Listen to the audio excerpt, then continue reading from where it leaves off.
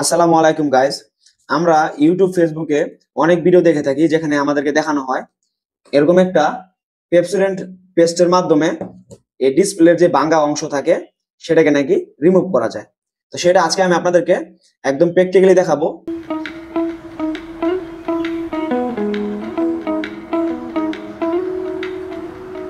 2 minutes later.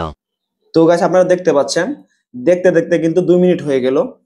তো আমাদের যে পেস্টটা ছিল পেস্টটা কিন্তু অলরেডি শুকিয়ে গেছে।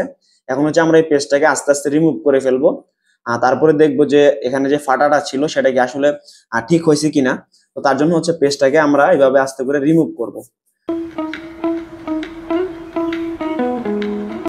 তো গাইস দেখতে পাচ্ছেন আলটিমেটলি এটা আসলে কাজ করে না। এই ট্রিকটা হচ্ছে সম্পূর্ণ ভুয়া একটা ট্রিক। এই সমস্ত পেস্টের মাধ্যমে কোনোদিন ফাটা ডিসপ্লে ঠিক হবে না।